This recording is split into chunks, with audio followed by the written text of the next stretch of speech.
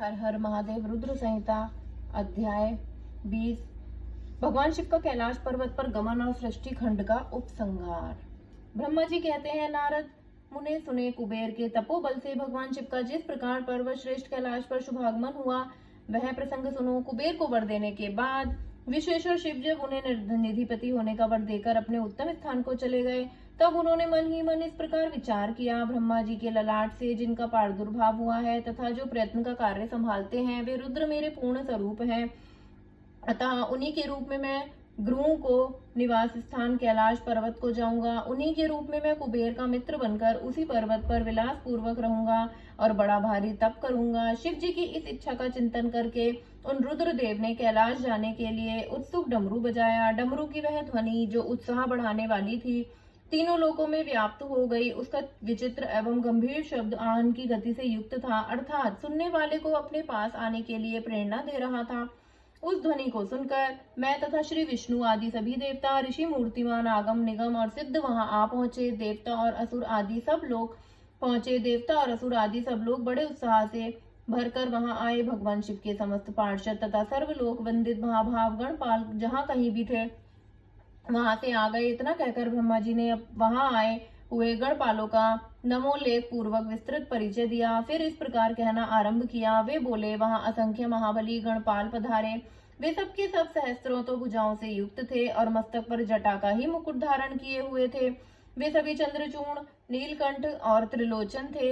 हार, कुंडल, केयूर और मुकुट आदि से अलंकृत थे। वे मेरे श्री विष्णु के तथा इंद्र के समान तेजस्वी जान पड़ते थे। अड़िमा आती आठों सिद्धियों से घिरे थे तथा करोड़ों सूर्योदय के समान उत्साहित हो रहे थे।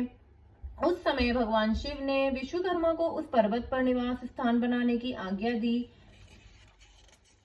अनेक भक्तों के साथ अपने और दूसरों के रहने के लिए यथा योग्य आवास तैयार करने का आदेश दिया। मुने, तब विश्वकर्मा ने भगवान शिव की आज्ञा के अनुसार उस पर्वत पर जाकर शीघ्र ही नाना प्रकार के ग्रहों की रचना की। फिर श्री हरि की प्रार्थना से कुबेर पर अनुग्रह करके भगवान शिव सानद कैलाश पर्वत पर गए। उत्तम मुहूर्त में अपने स्थान में प्रवेश करके भक्त वत्सल परमेश्वर शिव ने सबको प्रेमदान से स्नात किया। इसके बाद आनंद से भरे हुए श्री विष्णु आदि समस्त देवताओं, मुनियों और सिद्धों ने शिव का प्रसन्नता पूर्वक अभिषेक किया। हाथों में नाना प्रकार की भेंटें लेकर सबने क्रमशः उनका पूजन किया और बड़े उत्सव के साथ उनकी आरती उतारी।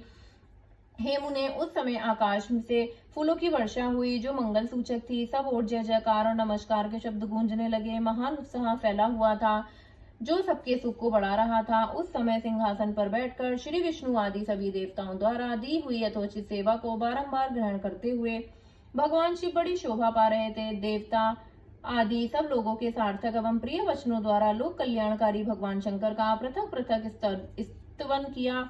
सर्वेश्वर प्रभु ने प्रसन्न चित्त से वह स्तवन सुनकर उन सबको प्रसन्नता पूर्वक मनोवांछित वर एवं अभिष्ट वस्तुएं प्रदान की। मुने, तदंतर श्री विष्णु के साथ मैं तथा अन्य सब देवता और मुनि मनोवांछित वस्तु पाकर आनंदित हो भगवान शिव की आज्ञा से अपने अपने धाम को चले गए। कुबेर भी शिव की आज्ञा से प्रसन्नता पूर्वक अपने स्थान को गए। फिर वे भगवान शंभु जो सर्वथा स्वतंत्र हैं, योग परायण एवं ध्यान तत्पर हों, पर्वत व्रत पर कैलाश पर रहने लगे। कुछ काल बिना पत्नी के ही बिताकर परमेश्वर शिव ने दक्ष कन्या सती को पत्नी रूप में प्राप्त किया। देवर्षि फिर वे महेश्वर दक्ष कुमारी सती के साथ विहार करने लगे और लोकाचार प्राण को सुख का अनुभव करने लगे। मुनीश्वर, इस प्रकार मैंने तुमसे यह रुद्र के अवतार का वर्णन किया है, साथ ही उनके कैलाश पर आगमन और कुबेर के साथ मैत्री का भी प्रसंग सुनाया है। कैलाश के अंतर्गत होने वाली उनकी ज्ञानवर्धनी लीला का भी वर्णन किया जो इसी लोक और परलोक में सदा संपूर्ण मनोवांछित फलों को देने वाली है।